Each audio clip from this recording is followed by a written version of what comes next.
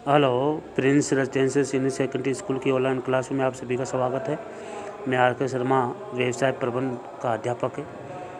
कक्षा 11वीं वाणिज्य वर्ग। आज तारीख जो है 12/12/2020 है। आपका जो 4th लेसन चल रहा है व्यवसायिक सेवाएं, उनके बारे में अपन चर्चा करेंगे कि व्यवसायिक सेवाएं कौन कौन सी हैं।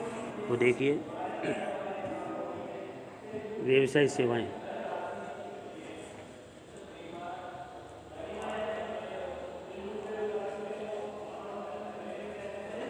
ये सर्वविदित तथ्य है कि भारतीय अर्थव्यवस्था विश्व की सर्वाधिक तीव्रता से बढ़ती जा रही है और ये 3 प्रमुख क्षेत्र हैं: कृषि, उद्योग, सेवा क्षेत्र। ये 3 जो क्षेत्र हैं वो बहुत तेज़ गति से बढ़ते जा रहे हैं। बेहतर प्रदर्शन के कारण उत्पादक और सेवा क्षेत्र की गतिविधियों को बढ़ने से प्रत्यक्ष से समानुपाती उच्च बीमा आज भी आवश्यकता बन गई है। वित्तीय क्षेत्र में प्राथमिक सुधार के लिए भारतीय बीमा क्षेत्र, जो अब तक सरकार के अधीन था, वैश्विक चुनौतियों का सामना करने के लिए खोला जा रहा था। विकास की प्रक्रिया को मुख्य धारा से लाने के लिए सरकार का प्रथम प्रयास IITD अधिनियम का निर्माण था। भारतीय बीमा बाजार व्यापक क्षमता के साथ एक विशाल बाजार है। दिसंबर 1999 में बीमा क्षेत्र के खुलने के साथ इसमें बड़ी तेज़ी से बदलाव आया है। वर्तमान में 13 बीमा कंपनियां जीवन बीमा कंपनियां हैं 13 जीवन बीमा कंपनियां हैं। जीवन बीमा और उसके जीवन उत्तर क्षेत्र में कार्यरत है। भारतीय जीवन बीमा निगम पिछले 4 दशकों से 40 वर्ष से जीवन बीमा के क्षेत्र में दबदबा बनाए हुए हैं, जबकि मात्र 25% लोगों का ही बीमा हुआ है। वर्ष 2000 के IIDA ने निजी कंपनियों ने इस क्षेत्र में लाइसेंस प्रदान कर शुरू कर दिए हैं। इस कारण से सामान्य बीमा क्षेत्र का पिछले कुछ वर्षों से व्यापक विस्तार हुआ है। विभागीय आरेख के अनुसार वर्ष 2002-03 में 21% व्यवसाय अग्नि सुरक्षा हेतु बीमित, 9% समुद्री बीमा, 39% मोटर बीमा, 8% स्वास्थ्य सेवाएं, 5% पुण्य अभियांत्रिकी बीमा, शेष 18% इतर बीमा क्षेत्र में रूप में कार्य हुआ है। जो पहले आपको जो पढ़ाया जा रहा था बैंक के कार्य कौन कौन से थे, दूसरे कार्य जिसमें आपको बताए जा रहे हैं, ये बैंक को असीमित का जो है क्रियात्मक जाल उपलब्ध करवाता है। देखा, शाखाओं की संख्या तो सीमित नहीं है। यदि किसी के पास मॉडेम से जुड़ा PC है तो इंटरनेट से जुड़ा टेलीफोन है तो वह ग्राहक नगद राशि से बैंक से निकाल सकता है। केंद्रीकृत डाटाबेस स्थापित कर तथा लेखांकन के कुछ कार्य को करके शाखाओं पर कार्यभार को काफ़ी कम कर दिया गया है। बीमा क्या है? जीवन अनिश्चितताओं से भरा है। ऐसी घटनाओं का घटना जिसमें हानि हो सकती है काफ़ी अनिश्चित होती है। अनेकों जोखिम हो सकते हैं, जैसे मनुष्य की मृत्यु हो सकती है अथवा विकलांग भी हो सकता है। तो संपत्ति को आग और चोरी से हानि पहुंच सकती है। तो जहाज से माल भेजने में कई खतरे हो सकते हैं। यदि इनमें से एक ही घटना घटती है तो व्यक्ति और संगठन को भारी नुकसान उठाना पड़ सकता है, जो कभी कभी जोखिम में उठाने की शक्ति होती है, वो बीमा कहलाता है। तो बीमा जो है हर क्षेत्र में जो है लाभदायक है। बीमा जो है व्यक्ति की सुरक्षा प्रदान करने का एक संस्था है, तरीका है, ताकि व्यक्ति के जो हानि हुई है उसको समय पर पूरा किया जा सके। अधिक होती है।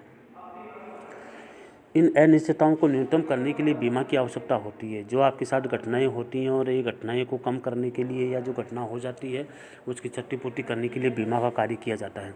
कारखानों के मानव और भारी उपकरणों अथवा अन्य परिसंपत्तियों में निवेश करना तब तक संभव नहीं है जब तक कि उनको जोखिम बचाने की व्यवस्था नहीं की जाए, और इसको ध्यान में रखते हुए एक समान जोखिम रखने वाले लोग एक साथ मिल जाते हैं तथा समान राशि में राशि जमा करते हैं।